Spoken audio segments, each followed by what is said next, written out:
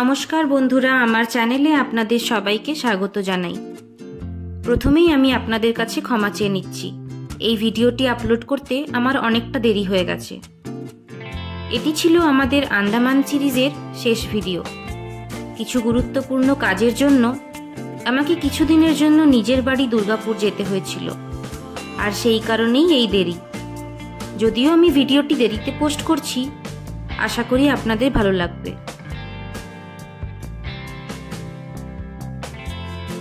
এটা ছিল আমাদের আন্দামানের শেষ দিন এবং আমরা ফিরে এসেছি পোর্ট ব্লেয়ার, আর এখান থেকেই কাল আমাদের ব্যাঙ্গালোর ফেরার ফ্লাইট। পোর্ট ব্লেয়ারে নেমে আমরা চলে এসেছি আমাদের হোটেলে। এই হোটেলটিও ছিল আমাদের প্যাকেজের অন্তর্ভুক্ত।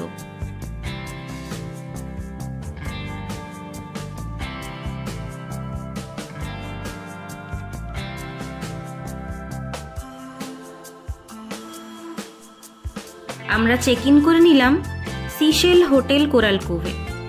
এটি পোর্ট ব্লেয়ারের অন্যতম আধুনিক এবং প্রিমিয়াম হোটেল। এই হোটেলে মাল্টি কুইজিন রেস্টুরেন্ট এবং আরও অনেক মডার্ন সুযোগ সুবিধে রয়েছে। এয়ারপোর্ট এবং শহরের গুরুত্বপূর্ণ জায়গাগুলোর কাছাকাছি হওয়ায় এটি ট্যুরিস্টদের জন্য খুবই সুবিধাজনক।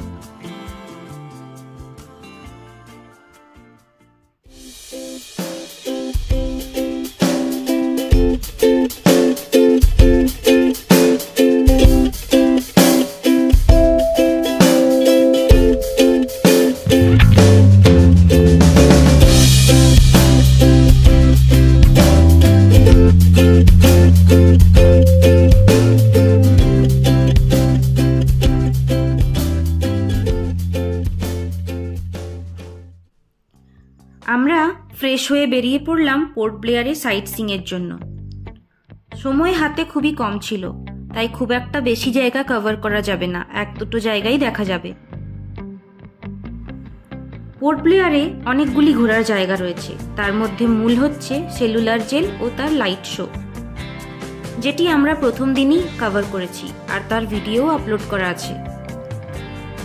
এছাড়াও চিড়িয়া টাপু, অ্যানথ্রোপোলজিক্যাল মিউজিয়াম, যেখানে আন্দামান ও নিকোবরের আদিবাসী উপজাতিদের জীবনধারা ও সংস্কৃতি প্রদর্শিত হয়, Samudrika marine museum, Mount Harriet national park, Chatham sawmill, যেটি এশিয়ার অন্যতম প্রাচীন ও বড় কাঠের কারখানা, ইত্যাদি আরও অনেক ঘোরার জায়গা রয়েছে।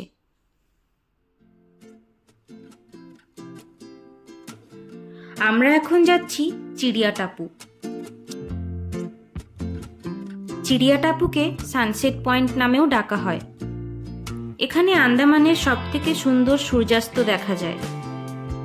এটি পোর্ট ব্লেয়ার থেকে প্রায় 25 কিলোমিটার দূরে অবস্থিত। এখানে বিভিন্ন প্রজাতির পাখি, ম্যানগ্রোভ ফরেস্ট দেখতে পাওয়া যায়। এই বিচটি ছিল অত্যন্ত শান্ত, জলে কোনো রকম স্রোত ছিল না, তবে এখানে জলে বেশি দূর যাওয়ার পারমিশন দেওয়া হয় না। চারপাশটা বিভিন্ন প্রজাতির গাছে ঘেরা, যা জায়গাটিকে আরো সবুজ ও সুন্দর করে তুলেছে। Our hearts beat to the city streets. We began to feel the fire.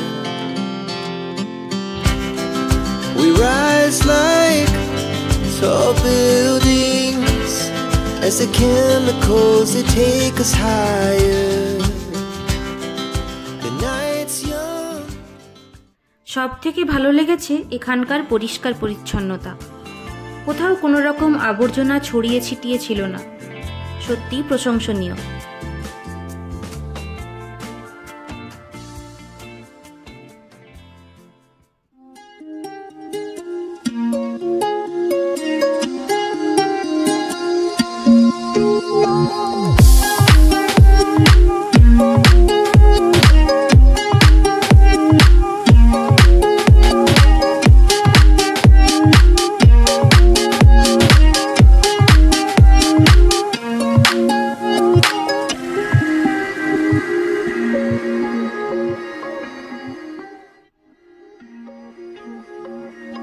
এটি নিঃসন্দেহে একটি অবশ্য ভ্রমণযোগ্য স্থান।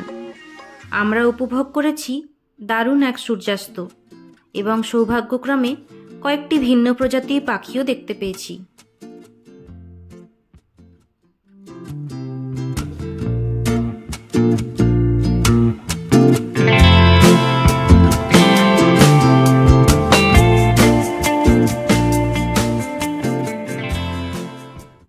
দিন ফুরিয়ে এসেছে আর সেই সঙ্গে আমাদের ছুটিও।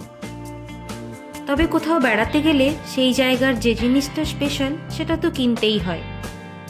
আর এইখানে আন্দামান ও নিকোবর দ্বীপপুঞ্জে স্পেশাল হলো এখানকার মুক্ত। তো আমরা দিনের শেষে চলে যাব কিছু শপিং করতে, মেনলি মুক্ত।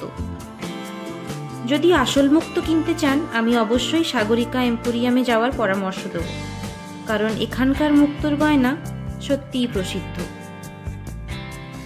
অবশেষে আমি আপনাদের সবাইকে বিদায় জানাতে চাই। খুব শীঘ্রই নতুন সিরিজ নিয়ে আবার দেখা হবে। আজকের মতো ভিডিওটা এখানেই শেষ করলাম। ভিডিও ভালো লেগে থাকলে ভিডিওটি লাইক ও চ্যানেলটি সাবস্ক্রাইব অবশ্যই করবেন। ধন্যবাদ।